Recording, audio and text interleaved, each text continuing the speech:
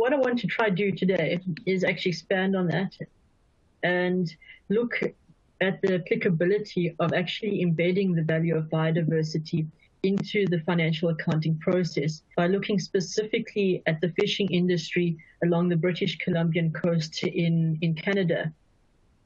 But before we go there, let's just start right at the beginning and think about why should we even care?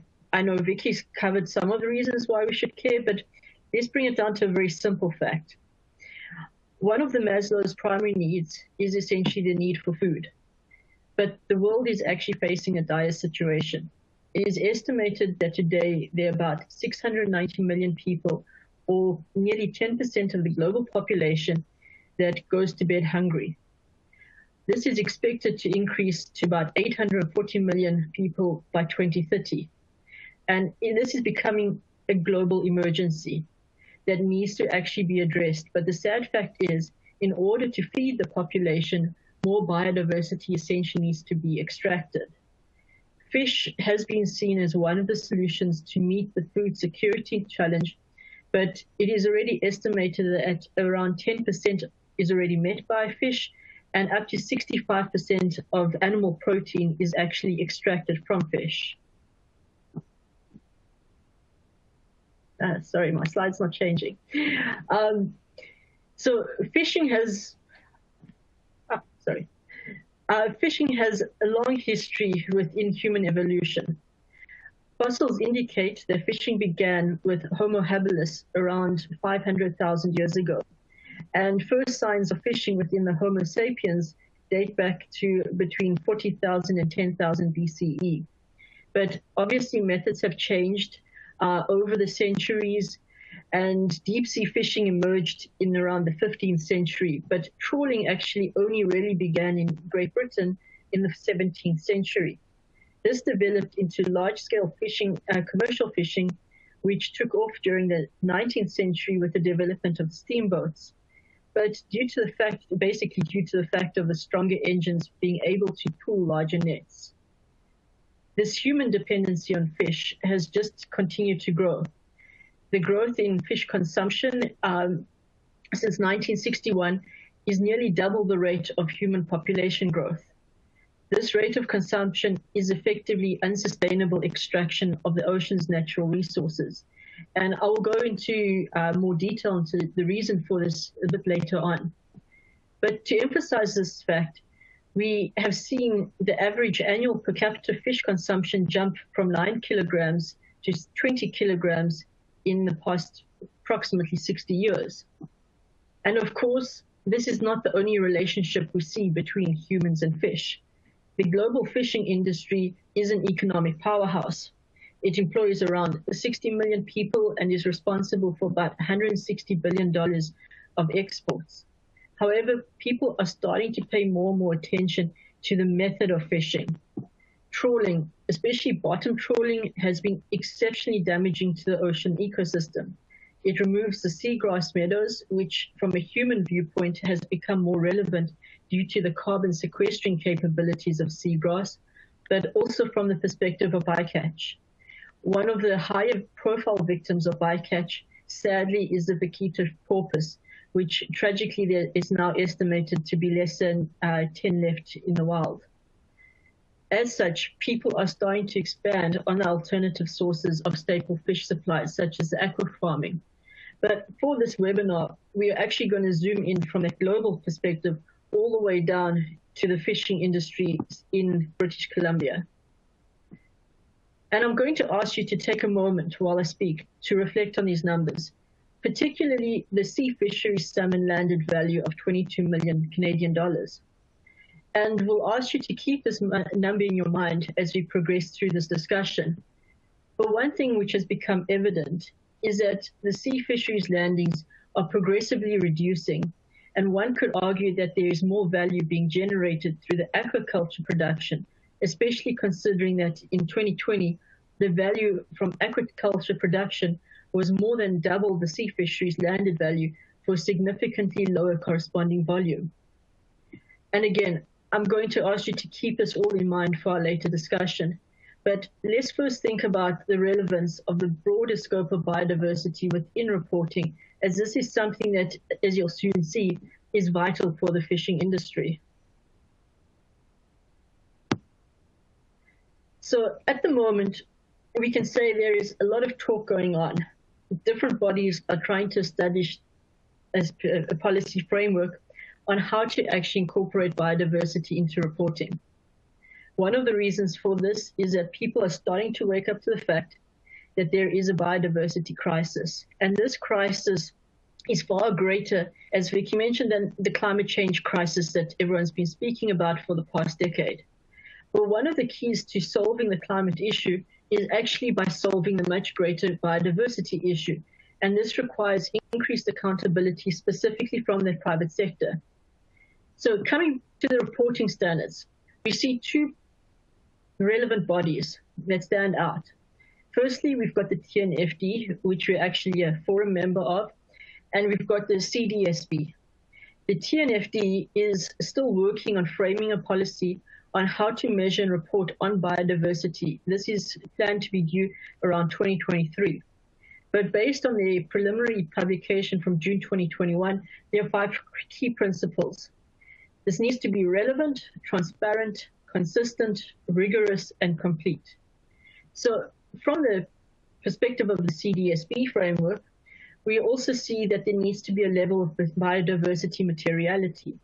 The CDSB in particular is actually quite interesting in that it views the valuation of impacts from 2 perspectives. The first considers the state of change of biodiversity, and the second actually looks at ecosystem services. Now, with the ecosystem services, the CDSB actually divides it into 2 parts, ecosystems and species. And this is something that we have been advocating all this time, in that assessing ecosystems by themselves is insufficient, that it is necessary to start to actually consider the value also of the individual species within the ecosystem. So coming back to the British Columbian case, what we have here is a very simplified version of a local food network. The magnitude of crossing lines essentially shows the level of interdependencies that the marine species have with each other. Basically, the 2 bottom rows in red and the Chinook salmon in orange are fishing industry targets. They form the base foundation, especially the 4 in the box. Remove an unsustainable number of the box fish and the entire network will collapse. Remove too many from the bottom 2 rows and essentially the higher level network will also collapse.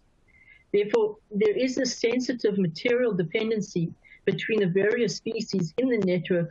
And to emphasize this, we have actually done evaluation of 4 species, the ones highlighted in orange, so that we can actually start to quantify the value at risk that is being created through the fishing industry. So we chose different taxonomic groups and species positioned in different points of the food network. This included the short-tailed albatross, the harbor seal, the orca, and the Chinook salmon. Now, the short-tailed albatross is a less common species in British Columbia. It's generally a transient one. That is one of the reasons for having a low population value.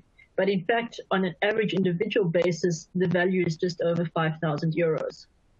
The harbor seal population has a value of nearly 30 million euros. They generally are popular for tourists. And actually, the harbor seal is currently the one species that has not been identified or facing the threat of being culled. Now, the 2 more interesting ones. We have the southern resident killer whale population. That has a value of over 300 million euros, which translates to about 4.4 million euros per individual. To put this in perspective, taking the median Canadian annual income and a 3% annual increase over a 30-year time period, that would basically mean that an average Canadian would be earning around 1.3 million euros. The orca is also a keystone species for the environment and a high-profile one for tourism. However, this particular population is vulnerable to microplastics in the ocean and the loss of food. So if you think back to the food network, the orca sits at the top of the food chain. And the situation regarding the salmon stocks has been put under so much pressure, salmon is actually being restocked into the ocean to feed the orcas. And finally, looking down to the Chinook salmon. Since salmon is essentially important for the seals, the orcas, the fish, sharks, the cetaceans, and of course humans. If you think back to the sea fisheries slide, the total value of a salmon landed in 2020 was 22 million Canadian dollars, which is around 14 million euros. But when you start looking at the total value of the salmon population, it's actually around about 473 million euros, or about 638 euros per individual.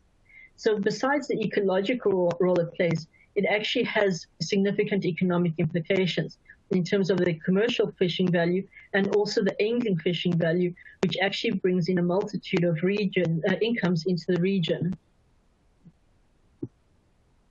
So you may be asking, and I actually see the one question that's come up, is how do we come up with these values? Or is this just an arbitrary number? Or is it even possible to calculate a financial value for these species? Well, starting with the last question, it's not easy, but it's not impossible. And this is what endangered wildlife is all about. We've developed the Biodiversity Evaluator, which allows people to, or any sort of stakeholder, to calculate these financial values for individual species of biodiversity. We do this by using an internally developed evaluation methodology that is completely academically justifiable, using verifiable and credible data.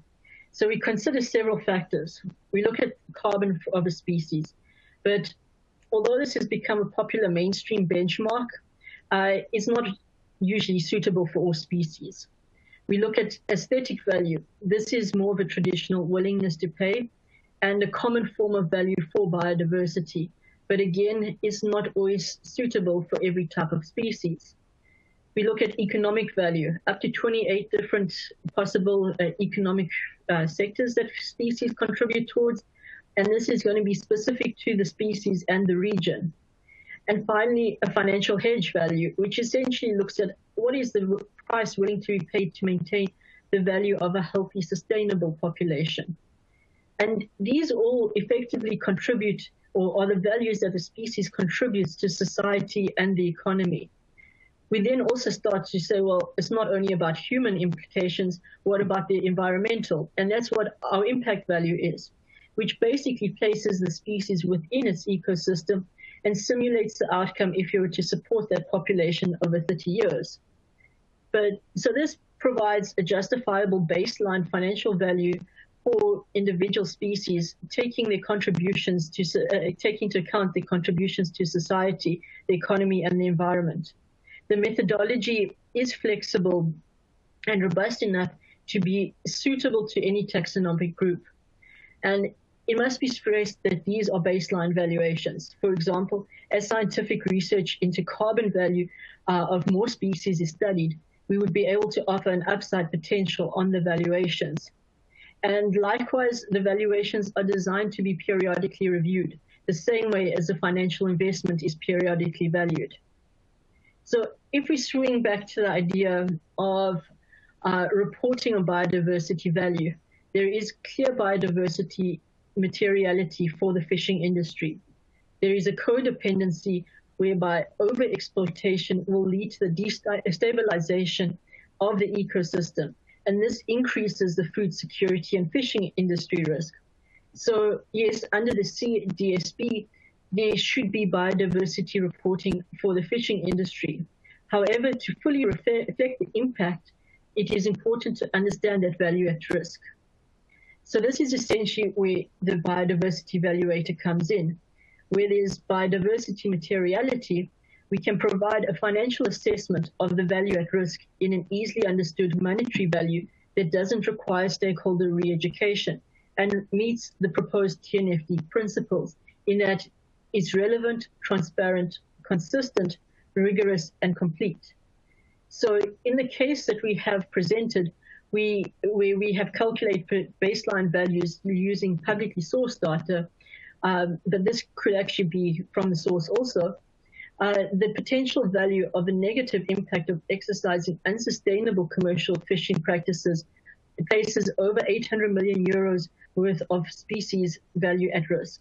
And this is only 4 species. But this can begin to be used when assessing the fishing industry and the contemporary fishing practices. It would allow stakeholders in the industry to start to make better informed decisions that ensure the sustainable symbiotic relationship between human activity and the environment. But before we continue, I would just like to run a brief poll to assess whether you or your organization would believe that the ability to value biodiversity would be of benefit or use. And I'll give you a few moments to submit your responses.